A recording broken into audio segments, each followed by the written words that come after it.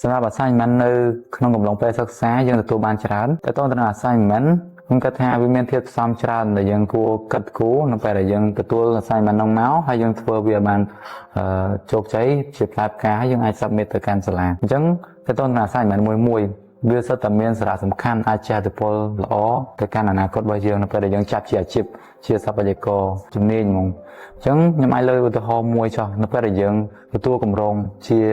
អគារលំនៅឋានឯកជនមួយចុះនៅក្នុងកំឡុងពេលសិក្សារបស់យើងគិតគូរទាំងទិសដៅខ្យល់ទាំងទិសដៅពន្លឺទាំងលំហដែលយើងរចនាឲ្យមនុស្សរស់នៅហ្នឹងវាផាសុកភាពបង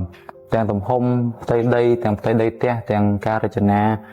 ទាំងសោភ័ណភាពនិងផាសុកភាពគឺវាត្រូវដើរទន្ទឹមគ្នាអញ្ចឹងទៅនឹង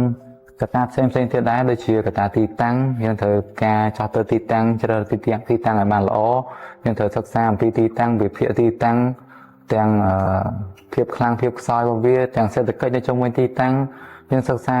ច្រើនផ្នែកមែនទែនមុននឹងសិក្សាគម្រោងមួយជោគជ័យមិនថាគម្រោងតូចធំយើងសិក្សាលម្អិតអញ្ចឹងខ្ញុំគិតថានៅពេលទៅអនាគតការដែលយើងសិក្សានៅក្នុងសាលាអ្វីដែលយើងទទួលបានក្នុង assignment ហ្នឹងគឺវាមានសារៈសំខាន់ទៅកាន់អាជីពនៅថ្ងៃអនាគតនៅពេលដែលខ្ញុំអាចសម័យមើលថាបើសិនជាខ្ញុំចេញធ្វើការជាជំនាញស្ថាបត្យកម្មខ្ញុំទទួលគម្រោងមកក៏ខ្ញុំត្រូវបញ្ចូលធាតុផ្សំទាំងអស់ហ្នឹងចូលទៅក្នុងគម្រោងដែលខ្ញុំទទួលបានហ្នឹងដែរទៅកាន់ភ្ញៀវទៅកាន់ client ហ្នឹងដែរដោយសារតែសិតតែជាធាតុផ្សំសំខាន់ដាក់ចូលនៅក្នុងការរចនាគម្រោងស្ថាបត្យកម្មមួយហើយការសិក្សាផ្សារភ្ជាប់ជាមួយនឹងការងារនៅថ្ងៃអនាគត